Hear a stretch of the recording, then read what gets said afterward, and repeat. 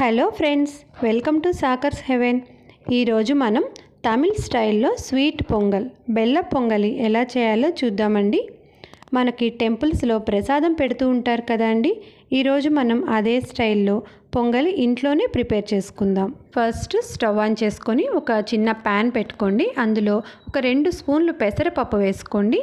దీన్ని మనం డ్రైగానే రోస్ట్ చేసుకోవాలి. పెసరపప్పు వేయించుకునేటప్పుడు ఫ్లేమ్ సిమ్లో పెట్టుకోండి. అప్పుడే మనకి చాలా చక్కగా ఫ్రై అవుతుంది. దీన్ని వేయించుకునేటప్పుడు మనము ఇలా కంటిన్యూస్గా కలుపుకుంటూనే ఉండండి. అప్పుడే మనకి ఈవెన్గా ఫ్రై అవుతాయి. ఇప్పుడు ఇక్కడ మనకి వేగిపోయాయండి. దీన్ని మనం ఒక సపరేట్గా బౌల్లోకి తీసేసుకుందాము. ఇప్పుడు అదే ప్యాన్లో ఒక 2 స్పూన్లు నెయ్యి వేసుకోండి. ఇప్పుడు ఇందులో ఎండు కొబ్బరిని చిన్న చిన్న ముక్కలుగా ఇలా కట్ చేసి పెట్టుకున్నవి ఒక 2 స్పూన్లు ఉండేలాగా తీసుకోండి. ఇప్పుడు దీన్ని కూడా మనం ఈ నేతిలో వేయించుకుందాము. ఇది మనకి గోల్డెన్ బ్రౌన్ కలర్ వచ్చేంత వరకు వేయించుకోవాలి. ఇప్పుడు ఇది మనకి చక్కగా వేగిపోయింది కదండి. ఇంకా దీన్ని కూడా మనం సపరేట్గా తీసేసుకుందాము. తర్వాత ఇందులో జీడిపప్పుని ఇలా చిన్న చిన్న ముక్కలుగా కట్ చేసి వేసుకుంటున్నాను. ఇవి కూడా ఒక 2 స్పూన్లు ఉండేలాగా వేసుకోండి. ఇది మన ఇష్టం అండి. మన ఇంట్రెస్ట్ని బట్టి కావాలంటే కొంచెం ఎక్కువైనా వేసుకోవచ్చు. ఇప్పుడు ఇది కూడా మనం వేయించుకుందాము. అయితే ఇప్పుడు ఇది సగం వేగిన తర్వాత ఇందులో కిస్మిస్ని కూడా యాడ్ చేసుకుందాము. జీడిపప్పు కొంచెం టైం పడుతుందండి. కిస్మిస్ త్వరగా వేగిపోతుంది. అందుకని మనం ఇది సగం వేగిన తర్వాత వేసుకుంటే 2 కలిపి ఈవెన్గా ఫ్రై అవుతాయి. అలా కాకపోతే 2 సపరేట్గా అయినా కూడా మనం వేయించుకోవచ్చు. ఇప్పుడు దీన్ని కూడా వేయించుకునేటప్పుడు ఇలా కలుపుకుంటూ ఉండండి. మనకి చక్కగా ఫ్రై అయిపోతాయి. ఇప్పుడు మనకి వేగిపోయాయి కదండి. దీన్ని కూడా మనం సపరేట్గా ఒక బౌల్లోకి తీసేసుకుందాము. నెక్స్ట్ ఒక కుక్కర్ తీసుకున్నానండి. ఇందులో ఇక్కడ మీకు చూపిస్తున్న చిన్న టీ గ్లాస్ తోటి 1 గ్లాసు రైస్ తీసుకుంటున్నాను. ఇప్పుడు ఇందులో రైస్తో పాటు ఇందాక మనం వేయించి పెట్టుకున్నటువంటి పెసరపప్పు కూడా యాడ్ చేసుకోండి. ఇందులో వాటర్ పోసుకొని దీన్ని బాగా 2-3 సార్లు బాగా క్లీన్ చేసుకుందాము. బాగా వాష్ చేసుకొని వాటర్ మొత్తం కూడా వంచేసుకుందాము. తర్వాత ఇందులో మంచినీళ్ళు పోస్తున్నానండి. రెగ్యులర్గా మనము ఒక గ్లాస్ రైస్కి ఎంత వాటర్ పోసుకుంటామో అంత వాటరే పోసుకోండి. ఇక్కడ నేను గ్లాస్కి 3 గ్లాసెస్ వాటర్ పోస్తున్నాను. మనకి రైస్ పొడి పొడిగా వచ్చేలాగా కుక్ చేసుకోవాలి. ఇప్పుడు మూత పెట్టేసుకొని విజిల్ పెట్టేసుకొని దీన్ని స్టవ్ మీద పెట్టుకుందాము. ఇక్కడ మనకి రైస్ మెత్తగా కాకుండా కొంచెం పొడి పొడిగా వచ్చేలాగా కుక్ చేసుకోవాలి. సో అందుకని ఫ్లేమ్ హైలో పెట్టుకోండి. తర్వాత మనకి రెగ్యులర్గా ఎన్ని విజిల్స్ వస్తాయో అన్ని విజిల్స్ వచ్చేదాకా ఉంచుకొని స్టవ్ ఆఫ్ చేసేసుకుందాము.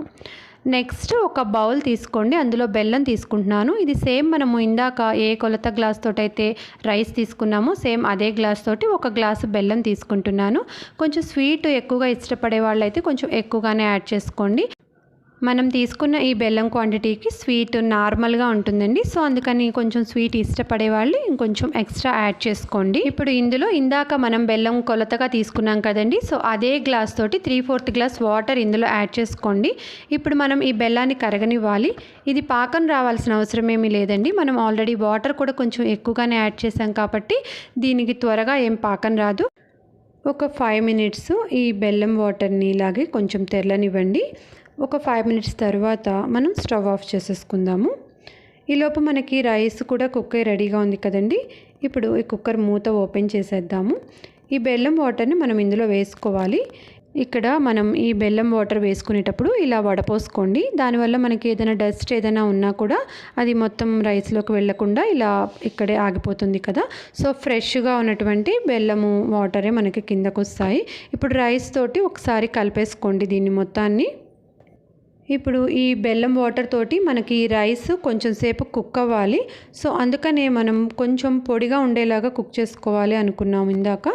ఇప్పుడు ఇందులో కొంచెం ఒక 1/2 స్పూను యాలకుల పొడి యాడ్ చేసేసుకొని ఒకసారి మొత్తం బాగా కలిపేసుకోండి. సో ఇలాగే మనము ఒక 10 నిమిషాలు ఇది ఉడికించుకోవాలి. ఇలా ఉడికించుకునేటప్పుడు మనం కంటిన్యూస్గా కలుపుతూ ఉండాల్సిన అవసరం ఏమీ లేదండి. మధ్య మధ్యలో కలుపుతూ ఉంటే సరిపోతుంది. ఇప్పుడు ఇందులో ఒక 2 స్పూన్లు నెయ్యి యాడ్ చేసుకోండి. తర్వాత ఇందాక వేయించి పెట్టుకునే డ్రై ఫ్రూట్స్ కూడా యాడ్ చేసేసుకోండి. ఒకసారి మొత్తం బాగా కలిపేసుకోండి. మనకి ఆల్మోస్ట్ రెడీ అయిపోయిందండి. ఇంకొక 2 నిమిషాలు కుక్ చేసుకుంటే సరిపోతుంది. మనకి బెల్లం వాటర్లో రైస్ అంతా కూడా చక్కగా ఉడికిపోయి మంచి టేస్ట్ వస్తుంది. అంతేనండి, తమిళ్ స్టైల్లో బెల్లం పొంగలి మనకి రెడీ అయిపోయింది. చూసారు కదా ఎంత ఈజీగా చేసుకోవచ్చో. చాలా టేస్టీగా కూడా ఉంటుంది.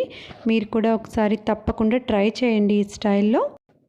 Thank you so much for watching this video. మా వీడియో మీకు నచ్చితే లైక్ చేయండి, షేర్ చేయండి. మరిన్ని వీడియోస్ కోసం మా ఛానల్ని సబ్స్క్రైబ్ చేసుకోండి.